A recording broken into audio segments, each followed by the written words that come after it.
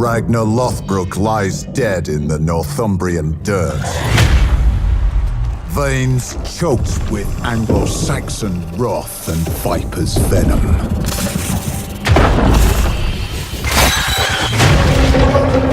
Revenge was swift. His sons laid waste to the British Isles, splintering the land and slaughtering all who opposed them. The Viking horde swept west, an insatiable force that brought Alfred the Great to his knees. But some men can only be pushed so far.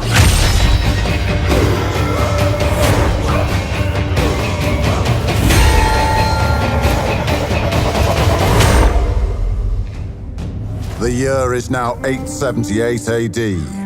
Whilst Norsemen settle land they once pillaged, Alfred of Wessex seeks to unite the Isles under one banner. But here stand a new wave of the ambitious and hungry, ready to stake their claim to Britannia. Kings will rise. One will rule.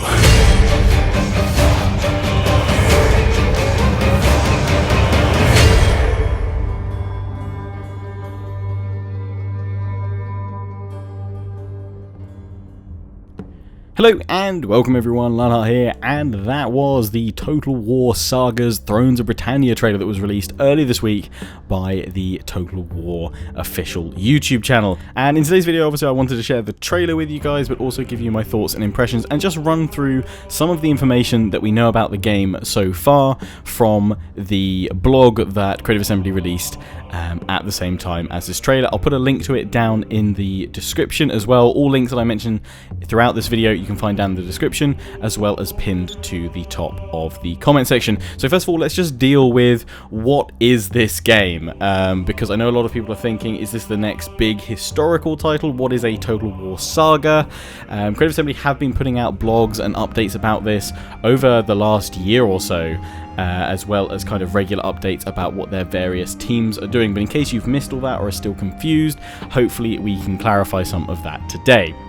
So anyway, Thrones of Britannia is a historical Total War game, and it is the next to be released, but it's under the kind of series title of Total War Saga, which means that it's based in an era, a period that we've kind of already visited before, and Creative Assembly keep drawing parallels to think about Fall of the Samurai as a good comparison for what to expect from this title, because it's not a campaign pack, it's bigger than that, it's its own standalone title. You won't need any other game to play it, and you can expect hopefully a fair amount of new content, new gameplay features, and various bits and pieces, but think Fall of the Samurai in scale rather than a brand new era-spanning historical Total War title, which Creative Assembly have said they're already working on their next era-spanning historical Total War title, their next Total War Attila follow-on, or next Total War Rome 2,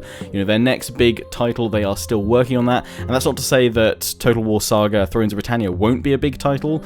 It will be in its own right, a full stand-alone game, but there is that bigger sort of looming historical era-spanning game on the horizon as well, and that's yet to be announced. We don't know anything about that. There's obviously a lot of people throwing around a lot of ideas, lots of people thinking it might be a sort of a renaissance leading up to sort of a pike and shot type series, as that would be a solid era that hasn't been covered before. A lot of people think China as well. I mean, feel free to let me know in the comment section where you think that's going, but for now, Total War Saga's Thrones of Britannia is the next upcoming historical Total War title, just under that Total War Saga's kind of series branding, and is akin to Fall of the Samurai as a comparison. Now, all this info that I'm sharing with you guys, I'm getting from that blog post, so as I said, do check it out down in the description and comment section if you haven't done already. I'm going to kind of not necessarily go through the blog post in order, but just kind of pick out a couple of things that really caught my eye that I think are interesting and that I want to share my thoughts about. And the next thing that I want to talk about is focusing on what engine is Total War Saga's Thrones of Britannia going to be based off of or built on. And Grave Assembly have said it's based off the Total War Attila codebase, although they have sort of given a bit of a hint that they are aware that that was not exactly the most well optimized Total War title. Even my mighty War Machine PC with a 1080 Ti does chug now and then with Attila, more so than other Total War titles. I mean, I think it's fair to say that the majority of Total War titles are pretty intensive, and you do need a beastie PC to play them, especially if you want thousands of units on screen. But Attila really was rather poorly optimized, and Creative Assembly have said that it's based on the Thrones of Britannia is based on the Total War Attila codebase, though not without some changes so that we can make the game run as smoothly as possible. So I think that's a fair bit of a nod to sort of say, yeah, Attila did need optimizing. It didn't run the best, and so because they are basing Thrones of Britannia off the Attila codebase, hopefully it will be much better optimized than Total War Attila was. So it'll be interesting to see how that plays. And in fact, the fact that it's based off Attila, I'm really happy about that, because, well, I am super excited that they've announced Empire Divided, which is a DLC campaign for Total War Rome 2 that comes out on November 30th. And I should say that I'm partnered up with Games Planet, and they're currently offering a discount on Empire Divided. If you haven't already picked it up, I'll pop a link to that in the description and the comment section. So if you do want to kind of pre-order that DLC for Empire Divided for Total War Rome 2, you can pick it up at a bit of a discount via that Games Planet link. But yeah, while I am super excited about Empire Divided, I actually would have preferred a DLC campaign pack for Total War Attila, as while it is poorly optimized compared to other Total War titles, I just found that a lot of the features felt a lot better in Attila than Rome 2 and previous titles. I really liked the sort of kind of base level that they got to with Total War Attila, and I felt that was a really good platform and a base to then progress from. And I think we kind of saw that with the Age of Charlemagne DLC campaign pack for Total War Attila. I thought that was a really good kind of progression forward, and it just makes loads of sense that obviously we had Attila, we had Charlemagne for Attila, and now based off of Attila, the code base at least, we now have Total War Saga's Thrones of Britannia, which kind of going on from that, expanding from that, means I am super excited for sieges again in a Total War game. Warhammer 1 and Warhammer 2, just for me, they and for many others, they just have not approached sieges in a way that I think really reflects the scale of Total War well. I know they went for a function over form situation of trying to make the AI respond better in sieges by kind of limiting the number of approaches and options of the way the player could attack to hopefully give a better fight, but I kind of even feel that doesn't even work that well, to be honest. I kind of still feel that AI is pretty lackluster in sieges, and that's not to say that, to be honest, I expect siege AI to be amazing or even any better in Thrones of Britannia, but what I'm looking forward to is being able to fully envelop settlements again, have these, you know, wooden palisades to attack and siege, and just the full encirclement, the full approach to a siege is what I'm looking for. So the fact this is being built off Attila's codebase does make me very happy, because hopefully it means we will get Attila, or I guess maybe Attila Plus, sort of Attila improved sieges, and maybe there may be new features or something like that. I actually really like the siege escalation system from Total War Attila, so it'll be interesting to see if that stays in, and I guess it would kind of make sense, the fact that, you know, Vikings may have come through and raided and pillaged a settlement, broken some of the defences down, so you may find various settlements and defences sort of torn down in places, so it'll be interesting to see if they carry that over to Thrones of Britannia. So obviously release date, the trailer has come out, but all they've said is 2018. They're not ready to announce a specific date yet. I'm struggling in my mind to think when are they going to actually release this. I'm going to say maybe, I would say in the first or second quarter of next year is when I think we might see it, or at least we'll start seeing loads more information for it. But yeah, I reckon first or second quarter. I mean, if you have a specific date, feel free to comment it down below, and when they do announce the actual release date, we'll come back and see who was correct. But yeah, 2018 is all we have for now. So I'm just going to go through some of the gameplay features that were mentioned and alluded to in the blog post. Obviously, the setting of the game, Thrones of Britannia, if that's not enough of a giveaway, it's obviously set in the British Isles, 878 AD, which is just after the Great Heathen Army invasion. So if you've been watching the Vikings recently, or if you've been watching the Last Kingdom television shows, you'll kind of have an idea of sort of the setting to expect here. Apparently going to be 10 new playable factions with new mechanics and a new highly detailed map. That's actually something I'm looking forward to. I know we've been to Britannia before, we've been to the British Isles pretty much in the majority of Total War games, because they've had obviously that European focus, except for the sort of Shogun titles. But this should be a highly detailed one. It should be, you know, even more detailed than the Britannia campaign pack that we had for Medieval 2. So it's going to be interesting to see, you know, how many settlements there'll be on the map. It'd be interesting to see how big it is in that scale. But I'm looking forward to a very kind of zoomed in, sort of blown up map of Britannia, and getting to conquer all of the Isles.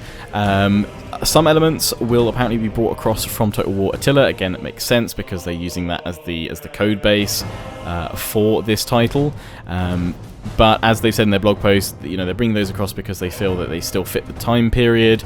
But Thrones of Britannia will have its own unique look and feel. It makes sense. I kind of feel it's a natural progression. We had Attila, we had Age of Charlemagne, and this just feels like the natural kind of bookend, I would probably say, to sort of that sort of progression through history in Total War titles, because obviously, you know, after this it would be Medieval 2. The date range for the game is 878 up until 1066, although it says there's no set end date, but content within the game goes up until 1066. So I mean, some people have already started speculating that does this mean that perhaps in the future Creative Assembly may then well revisit the idea of a Medieval 3, possibly. I would never completely rule something like that out. I don't think that's the next big era-spanning historical Total War game. I think that's somewhere we've not been before as such. But I would certainly say that while, you know, I've sort of said Thrones of Britannia bookends the kind of Attila progression path, I wouldn't be surprised if we saw a new progression started with a Medieval 3 at some point, or a newly titled medieval-focused game for the Total War series at some point in the future. Let me know what you think. So there will be 10 playable factions for Thrones of Britannia, although Creative Assembly haven't released any specifics as to which individual factions they might be. They have said you'll be able to play as Anglo-Saxons, as Viking settlers, and as certain Gaelic clans, and I wouldn't be surprised if they did a sort of grouping system similar to Rome 2, and I believe you have the same in Attila, where you have kind of the cultural type, so like Anglo-Saxons, and then underneath that you have like 2 or 3 factions that you can choose from that cultural type. So I wouldn't be surprised if that's how they had the layout for the factions that are going to be playable in Thrones of Britannia. Obviously, it's pretty much a given that Wessex is going to be in there, and that obviously there'll be some Welsh kingdoms, there'll be some Scottish clans and kingdoms as well, and likely probably at least 1 or 2 Viking settler factions as well. So just going over a few more of the key features. Again, Creative Assembly coming back to saying that this will be a super detailed campaign map. So I think, again, to sort of reiterate that yes, while it is the British Isles and we know what they are, we've seen them before in previous Total War games, this is going to be a super detailed map. The British Isles more detailed than we've ever seen them before in a previous Total War game. And they're going to have more regional distinction. You'll be able to enjoy unique faction and culture mechanics with deep narratives and character development, and they've been working hard to introduce all sorts of tweaks to various campaign systems to enable the player to make more powerful and impactful choices. And those all sound like really great features. It kind of feels that they're really improving on the things they started trying out with Age of Charlemagne, because there were a lot of nice little subtle mechanics that were added in Age of Charlemagne, like the fact that your kingdom name would change if you conquered certain geographical areas, and just the systems they had in place in Charlemagne. And I think probably the fact that they're mentioning this is because I believe it was Jack Lusted that headed up the Age of Charlemagne team, and he is also the lead on Thrones of Britannia. And the sense that I've always got when I've spoken to Jack or read posts made by him is that he is very focused on adding in more details, more features, and even if they're just subtle little things, they will kind of add up and make the player's choice more impactful. And that response on the Total War site just sounds like they've let Jack do his thing, and hopefully that means we're going to just get more and more sort of little added layers of depth to our campaigns, and hopefully Thrones of Britannia is just the start of this trend and this kind of feature set. Other things to mention about Thrones of Britannia as we pretty much come to the sort of the end of the blog post for the big meaty features is that they're focusing on a Windows release at the moment. There's no plans for Mac or Linux, although maybe keep an eye on posts made by the development studio Feral Interactive, because that is the team that has been porting various Total War games to Mac over the years. It does normally happen about a year or so after the Windows release, so it probably won't be anytime soon, but maybe there's hope then for Mac gamers if you follow Feral Interactive's sort of social media and things like that. And obviously if it is announced, I'll be sure to let you guys know. Also, is it going to be a physical product or a digital only? Total War Saga Thrones of Britannia will be available as a digital download, but there'll also be a physical boxed product as well, available in certain countries from select retailers, and I would imagine there'll be more information on that nearer its launch. No information on price just yet. We'll have to wait and see for more information on that. I'm hoping it's closer to the £30 odd price mark rather than the 45-50. We'll have to wait and see though. In terms of recommended specs, there's no information on that just yet, but because they are using that Attila code base, and because they are hinting that they are aware that optimization needs to be done to that code base, I would say that if you can run Attila currently, you should be safe for Thrones of Britannia. Because hopefully they're going to be able to optimize Attila so that if you can currently run Attila, but it's struggling a little bit, hopefully Thrones of Britannia will run a bit smoother, but it is too early to tell. We'll have to wait until we can see some gameplay. And on that note, they did have a final post at the bottom of the blog saying, when will we see gameplay? Soon, TM, and they've said that they're aiming for a springtime 2018 is when we're likely to see gameplay, which I think, maybe a month or two of gameplay, maybe a little bit more, and then we'll see its launch, would line up with that first or second quarter prediction that I made earlier on in this video. There is one more thing you guys can check out if you want to find out more about what's planned for Thrones of Britannia, which is a short little blog post that Creative Assembly did with Jack Lusted, answering the question, so Jack, why 878 AD? And Jack just goes through some of the kind of key events and why they felt it was an interesting period to cover, to look into, and should give you a little bit of an insight into what to expect in your Thrones of Britannia campaign. So that's where I'm going to wrap up the video for now. I hope you've enjoyed, and do check out the link to Games Planet if you haven't already picked up Empire Divided, the new DLC campaign that comes out on November 30th for Total War Rome 2. They've currently got it at 15% off. So you can pick it up there at a bit of a discount, and they've currently got some discounts across some of the other Total War titles and DLCs as well, so if you're missing something from your collection, then why not take a look.